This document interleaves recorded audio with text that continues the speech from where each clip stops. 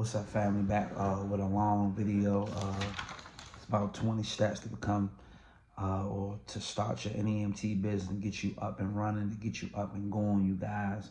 I'm trying to move on to some other things that's going to bring us wealth and increase in our lives concerning finances, health, everything. So I just want to make a long video concerning transportation. I'm going to try to have everything in this video. I'm going to leave a lot of links in the description. Y'all can check that out at the bottom. I just came back from the gym. I figured I'd go ahead and get it out the way. First, you have to get your business name, of course, you guys. You can check with your Secretary of State, whatever state you in. It should have like a business search in there just to see if the name that you want to name your business is available. If that's available, I will go ahead and get my tax ID number, go to IRS. You don't have to pay for that. I'll leave a link to IRS in the description. Once you do that, you can go ahead and apply for your LLC through your Secretary of State. Now you can do it online. You can get your LLC in the same day for about $100, $200. After you get your LLC, you're going to get your zoning permit or your business license in the town that you operate your home-based business in, or your home-based office business, your home-based office, or if you got a real office, you want to go ahead and get your business permit or your permit to operate that office in that town, right? The next thing, you're going to go ahead and get your website. You don't have to go get an expensive website in the beginning.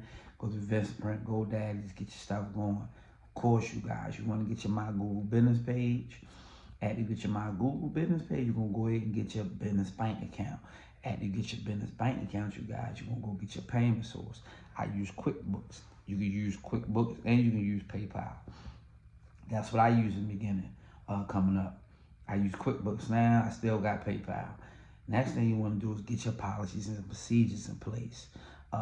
If you follow me on Instagram, message me. I will send you policies and procedures. You'll have an application in there. You'll have all types of logs, everything you need. And then you can go in there and tweak and make the adjustments for your business. I will get that to y'all for free. It's over probably 300 documents that you can run through for your business. I'm going to get that to y'all for free. I'm not going to charge you. Hit me up on Instagram through the messenger and I send it to you. For some reason, I can't download it on the YouTube video.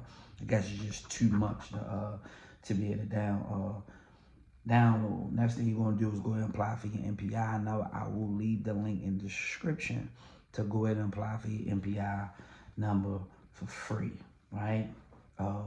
Next thing you're going to do, your vehicle purchase. We're not going to go in depth about vehicle purchase. You're going to do wheelchair, go get your wheelchair van. If you're going to do ambulatory, go get your ambulatory van. This is not a video about vehicle selection. This is just the foundational things to get you up and running. You have to figure that out yourself. As far as that, then you want to get your commercial auto policy here in North Carolina.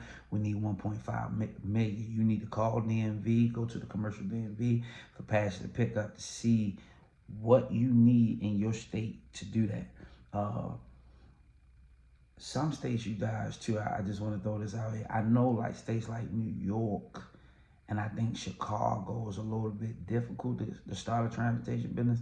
I think it might have been Chicago, I'm not sure. One of those states, you do got to take like a class or something to DMV. So I don't really know about that. Somebody just told me that. I can't remember what state it is, but you got to find that out through your local DMV. I will call the local DMV to see if there's any special trainings that you got to have before you can actually do it in the state that you're in. But a lot of states, you don't have to do it in. But of course, you're going to get your commercial auto policy and you're going to get your general liability policy. That's going to have your molestation in there. That's going to have your professionalism insurance in there.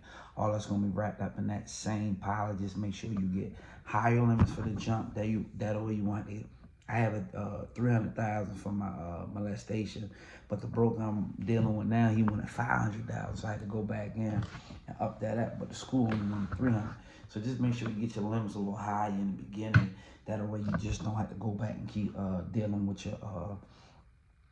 your commercial insurance broker, the person that's going to be getting these policies written up for you. So once you have your vehicles and you got all that good stuff in place, I would say go ahead and get your pricing, get your rate sheet. Example, this is our rate sheet for private pay. It's a regular sheet that I made without rates on there. That way when somebody call, whoever answer the phone, they got our rate sheet to go off of. I'm gonna just throw some stuff out there. I would say call 5 companies in your area to see what the going rates are for private pay. See what they charge per mile at the 10 miles. First you gotta do figure out your service area, figure out your base price. That's why you gonna call the 5 companies to figure out your base price. From there, figure out how much you want to charge per mile at the 10 miles, how much you want to charge on the weekends, how much you want to charge at nights, how much you want to charge on holidays. You should have all this stuff already ready on a piece of paper. That way when people call, you know right what to tell them. If they call you, you already got it in place. You ready to go. That's it. All right, and once you got that pricing in place, got your rate sheet in place, you want to focus on your marketing material. You want print marketing, Facebook marketing, cold calling, door to door. You going out hitting it hard. You already got your rate sheet with you, so you already know what you're gonna tell these people for your prices. I would have a script if I was you guys. I would come up with a script to have, or whoever you got going out there to do that, have them with a script already, you guys. People sell scripts. I can give you a script. If you hit me on a message, I tell you something just to call and just ask. It's simple. Everything is simplicity, guys. If you need that, I've just actually hired a salesperson for me to handle all that, because I don't really have time to do all this stuff now. But once you get to a place in your business, you can just hire somebody just to go out, just to do all your door knocking, just do all your things like that. So once you get your material, your marketing material, you know you want to do that for 90 days straight. I would say door to door, hitting it hard, going out there doing what you got to do. But I would say have a service agreement in place on paper, something that you can use, that you can deal with when you're dealing with people. If you hit me through Instagram, I can send you a free one, or there's a lot of people out here that sell them through their websites, through their YouTube channels. You can get they'll sell them to you. So you can also do that too. All right. Now, once you do that, you got your private play you rock and roll. You got some trips coming in. You figure some things out. I would say do this once you start dealing with the brokers. If you plan to deal with brokers, or if you do got a lot of work coming in from hospitals in your areas and things like that, go get your routing system. I'll leave a link in the description with a routing system. It's not a video in depth about going on a routing system, because every routing system that you look up is going to have a tutorial video on it to show you how to maneuver through the routing system, you guys. I would say put video cameras in your car. I'll leave a link in the description for a video camera that I use. I use Lana. Yes, it's probably better videos out there. You just want to protect yourself. Just have the videos in there. That way you protect it from every perspective with having that video camera in your video, guys. Next thing I would do, once I got my private pay going, I got my marketing going, we doing that, we got some calls coming in, I would say apply for workers' comp brokers where you don't have to be a Medicaid provider. I'm going to leave a list of brokers in the description. I would apply for those brokers. Next thing I would do after that, I would apply to become a Medicaid provider last. That's what I would do. Because I wouldn't do the Medicaid provider first, me personally.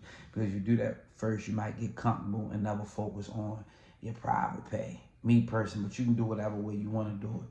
How you going to become a Medicaid provider? You're going to Google how to become a Medicaid provider in your state.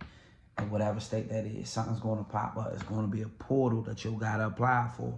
Apply through that portal. That's where everybody that serves Medicaid recipients, they have to apply through this portal. Here in North Carolina, it's called NC Tracks.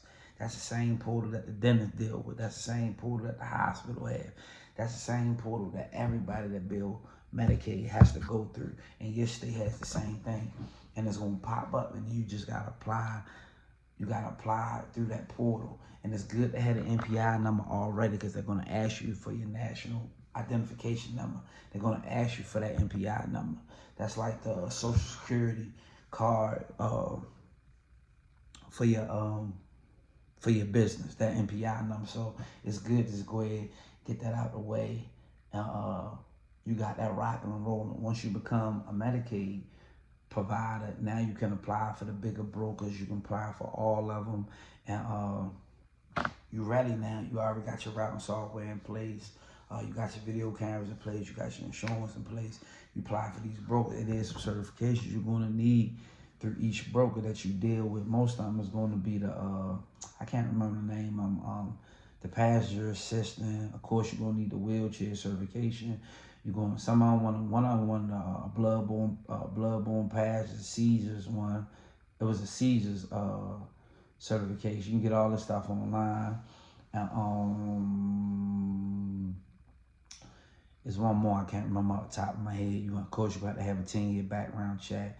You got to do a 10-pound drug screen when you're dealing with all them brokers. So you're going to need a few things when you're dealing with brokers. You don't need none of this stuff when you're doing private pay, unless you want to have it in your own company or whatever. But that's pretty much it, you guys. Once you do all that, you up and running. You'll learn and figure some things out along the way. As far as like little things that you'll tighten up on, you'll get better on. You'll get better with talking to people. You'll get better with understanding your mileage and understanding your prices, taking your prices up or lowering your prices. Those are little things you're gonna learn along the way, how to deal with a Medicaid, how to deal with those brokers if you plan to deal with them. Those are just things that you grow at and you learn, you get better through experience. So I make a part 2 with this video, but I'm not gonna keep talking about transportation too much longer. I'll probably just do shorts on transportation, and that's why I'm making this video. I'm gonna make a few happy videos with just having some things in place and just try to provide y'all with the resource that you need to get y'all started. And that way we can start talking about some stocks, and we can talk about life insurance policies and some things, real estate, some things that we can use this transportation as a stepping stone to get us to some other areas. But y'all be blessed. I'll catch y'all on the next one.